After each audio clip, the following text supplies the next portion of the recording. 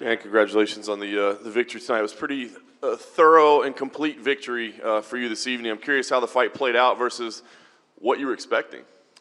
Yeah, he's a super tough guy, man. He was taking a lot of really hard shots, but I'm very happy with my performance. You know, it was a very dominant win, 30-26 on one of the judges' scorecards. So can't argue with that. And really, the performance was due to, you know, leading into the fight, people were just saying we're just a couple of tough guys going to go out there and brawl pretty much. And then he set me off. He said he was going to go out there and prove he was the better fighter and the classier fighter and had more skills, and that kind of put a little chip on my shoulder, you know, because I think that I'm one of the most skillful guys out there. So it put a chip on my shoulder, and I didn't want to go out there and just get into a wild brawl. I wanted to go out there and prove that I was the better fighter and the more skillful. Pretty fantastic night for your team as well, though your buddies took your bonus money from you. But I'm just curious, I mean, what's going on there? I mean, you guys are becoming a powerhouse gym there. I mean, what's the secret to the success right now?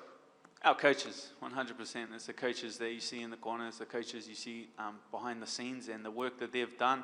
And really that comes down to the history of combat sport in New Zealand, you know, and the coaches that we've had. You know, we're so secluded, but we've been competing at a very high level and punching above our weight for a very long period of time. So there's a lot of knowledge on those islands down in the corner of the world.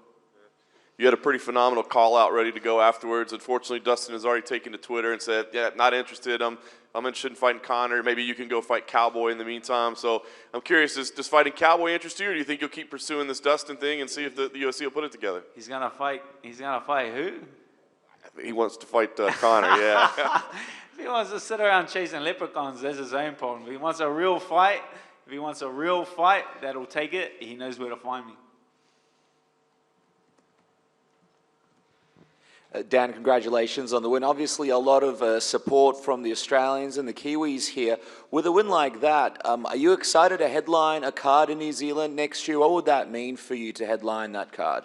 Yeah, I feel I'm a 5-round fighter, so I wanted to take the full 15 minutes and really showcase that. I felt like if I had another 2 rounds, you know, that I would have stopped them for sure. With another 10 minutes in there, picking them apart, that would have stopped him. I wanted to prove that I'm ready for a 5-round fight. You know, you can't go in there and just blow these top 10, top 5 guys out of the water. You know, top 15, and then these unranked guys, you can go out there and do that. You know, but they're so tough. This skill level so high that you have to match that. So that's what I was there. I was out there tonight to prove that I want a 5-round. I want a main event, 25 minutes, man. Obviously, Al is a great fighter. I mean, you've had some great wins before, but what do you think this does for you now, beating a classy guy like Al? He's a guy that a guy like Khabib had trouble putting away, and you put on such a dominant performance. What do you think that says about you and where you belong in the division? Yeah, he is. That's the number 6 ranked guy in the world.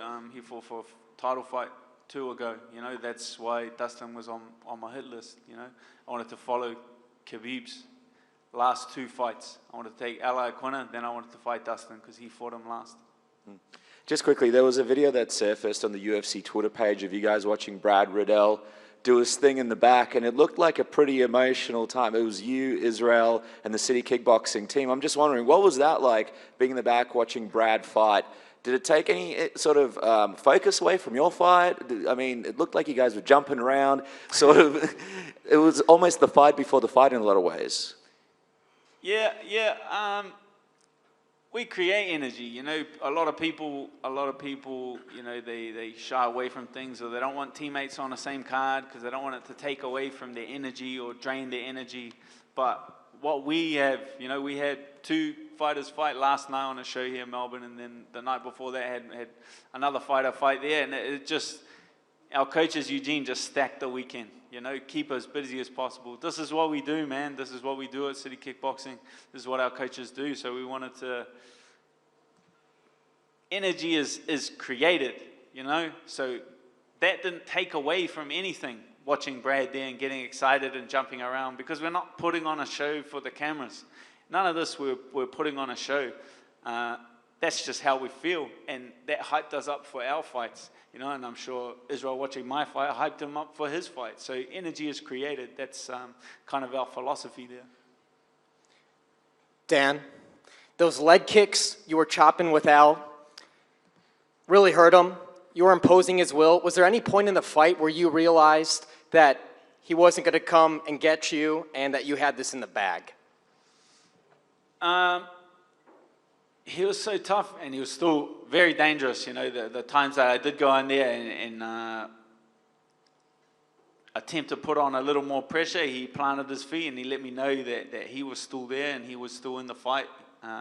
He definitely let me know that at no point was he really creating opportunities, or at no point did he look for a way out, by any means necessary. He was there to fight. You know, even at the end when he was coming forward, he wasn't just wildly coming forward and throwing punches at me, man. He was very calculated with what he did, and he wasn't leaving. He still made sure that he wasn't leaving any openings. If there's a long line when you guys get back to the city kickboxing gym, months wait for enrollment, do you want to take any of that compensation? No, I actually have my own gym in Auckland and New Zealand as well, so we got more than enough space for everyone.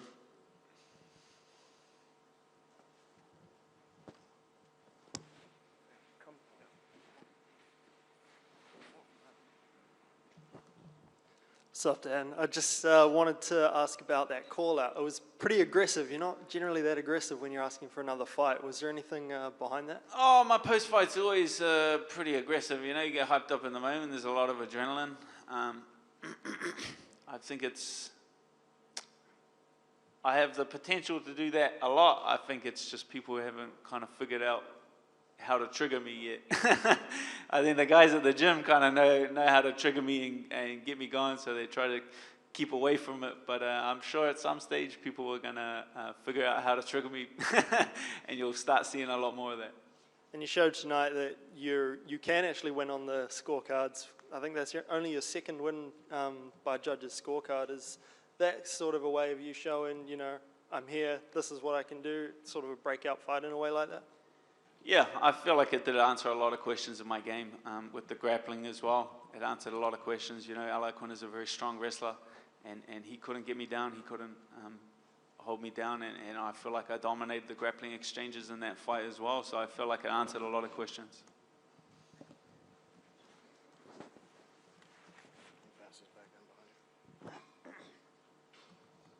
Dan, you've been around for a long time, especially in the local scene, mate, and I want you to try and tell me the difference between your first walk in MMA and the one that you did today.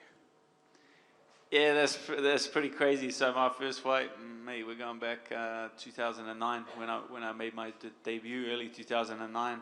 At a YMCA in Auckland, you know, for a pro MMA fight, and there was only not too many people there, and cage was falling apart and things, and then to see the growth of the sport is incredible. You know, even going back to my first UFC fight, you know, the amount of attention that was around that, the amount of eyes, and you know, that comes down to Israel. That comes down to his ability to kind of capture that mainstream audience and get people's eyes and attention. So I feel like everyone in the UFC and everyone of us fighters owes him a lot of credit for that. And in my opinion, mate, that was your best performance to date. What do you think about it? Yeah, I'll have to go back and watch the film, but I felt very comfortable in there. I felt like I was doing very well, but I'll always find things to work and develop and improve my game for sure. And Dan, just at the end of the fight, I saw there was a really cool moment between you and your family. You were sort of walking out of the octagon, and your partner and your child were there, and you were in front of a packed capacity stadium. Just talk to us about what that moment was like when you were able to see them for the first time after beating the toughest challenge of your career. Yeah, so when I was there, at the prep point, I kind of seen her and caught my eye, and I looked and she looked away because she didn't want to distract me, which is good of her. But yeah, that moment will go down because she hasn't been in a fight since the last show in Auckland, which is 2.5 years. I've been fighting on the road, fighting in America. So to come back home and fight in front of a supportive crowd and have my family there meant the world to me, to have her and my baby there. And I'm just thankful that they were cage side, because I told the UFC very early on, if I knock him out, I'm diving out of the crowd, and if you put it up the back, I'm not coming back. So that's why I was very happy that they had a cage side. So if that would have happened, she would have been nice and close, and I could have got my post fight. All right. Thanks, Dan.